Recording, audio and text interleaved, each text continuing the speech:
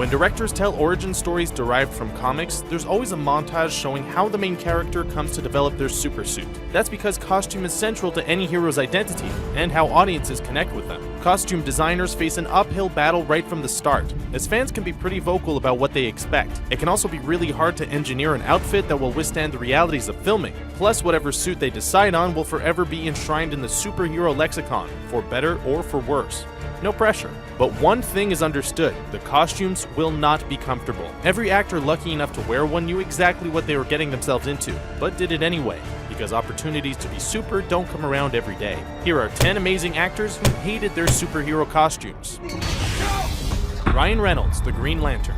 CGI is a beautiful thing. It makes new worlds spring to life and brings people back from the dead. But when executed poorly, it spoils the whole experience, regardless of who is in front of the camera. Case in point, Hal Jordan's suit from the 2011 flop, The Green Lantern. Computer generated from head to toe, fans lost their minds about how ridiculous it looked. But nobody hated the outfit more than the guy wearing it, Ryan Reynolds. Thankfully, it wasn't the actor's last time super suiting up. Crisp high five. He came back to the big screen in Deadpool and takes a few jabs at his past work. The actor has also stated that he's thankful Deadpool wears a physical suit instead of a CG one. The kids he visits with the Make-A-Wish Foundation are far more excited to see a real costume than the alternative motion capture pajamas he wore for the Green Lantern. Margot Robbie, Suicide Squad. Fans are all eagerly awaiting the release of Suicide Squad later this summer.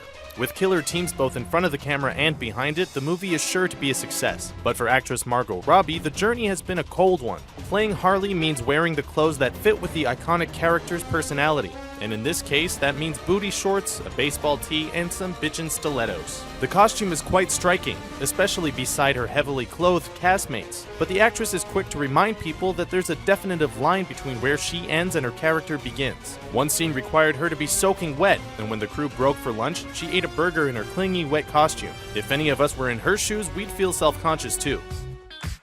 Jennifer Lawrence and Rebecca Romijn, the X-Men movies.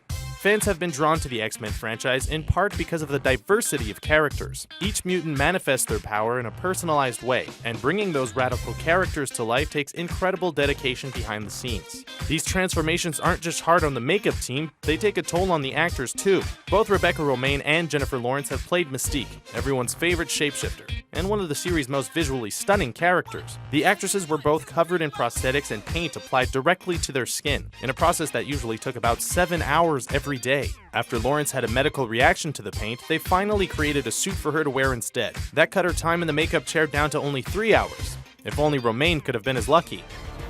Paul Bettany, Captain America: Civil War.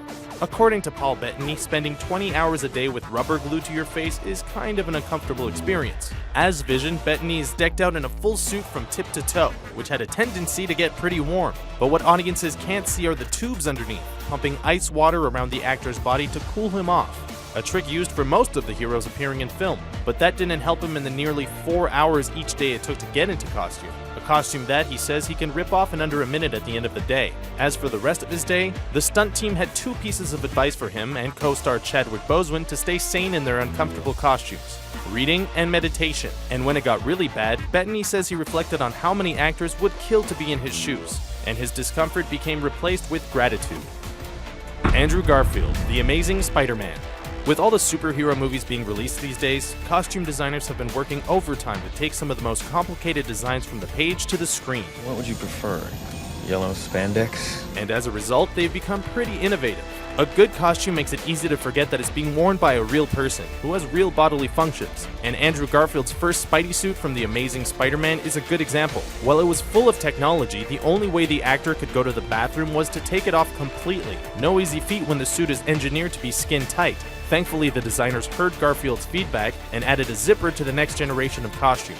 Nature's Call wasn't the only obstacle in his way. Apparently, the mask was really hard to see out of. But since Spidey's mask and eye shape are basically his trademark, everyone agreed that low visibility was a price they were willing to pay in order to stay true to the character. Malin Ackerman, Watchmen. No matter how literal the adaptation, filmmakers take a risk when they decide to take a story from a graphic novel and turn it into a movie. Someone always gets hurt. But regardless of where you stand on Zack Snyder's Watchmen, you have to admit that the costumes are dead on. And while that made fans really happy, it was hard on Malin Ackerman. As Silk Spectre 2, Ackerman had to wiggle into a suit made out of latex, which he compared to wearing a rubber band. The actress had also said that Spectre's suit would magnify the temperature of whatever room she was in, making her either freeze or overheat depending on the conditions. Add a corset and heels to that equation and the result is a bad time. Ben Affleck, Batman vs. Superman: Dawn of Justice. When it came time for Christian Bale to pass the bat torch to Ben Affleck, he had one piece of advice: make sure you can piss in the suit. And as we heard earlier, that's a sentiment that Andrew Garfield would agree with.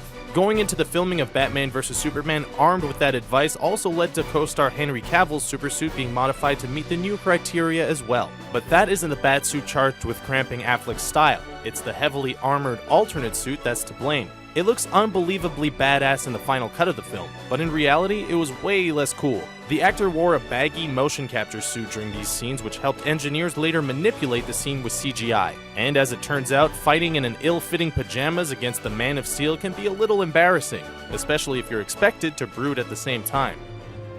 Ron Perlman, Hellboy.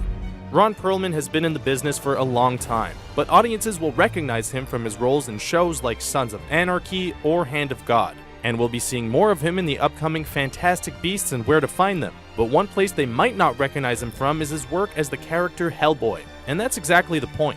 The makeup process was so extensive that by the time he was done in the trailer, only his eyelids were left exposed, with everything else either covered by prosthetics, foam, or several coats of red paint. The actor admits he grew tired of the process pretty quickly, but stuck it out because he loves the character. Hopes for a third installment have been swirling for years, many of them belonging to Perlman himself. But unfortunately, at this point, it doesn't seem very likely. Oh, crap. Chadwick Boseman, Captain America: Civil War. Audiences have been waiting a long time for Black Panther to show up on the big screen. So when it finally happened earlier this year in the super anticipated Captain America: Civil War, fans got excited. Brought to life by Chadwick Boseman, the character's suit keeps the actor completely contained within. And considering the movie was filmed over a pretty hot summer, it wasn't very comfortable.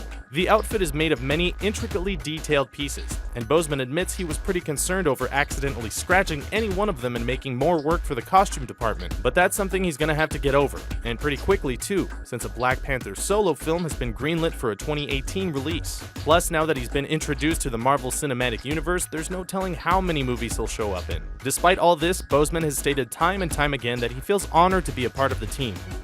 Olivia Munn, X-Men Apocalypse. Olivia Munn has been orbiting the comic scene for years, since her days hosting G4's Attack of the Show.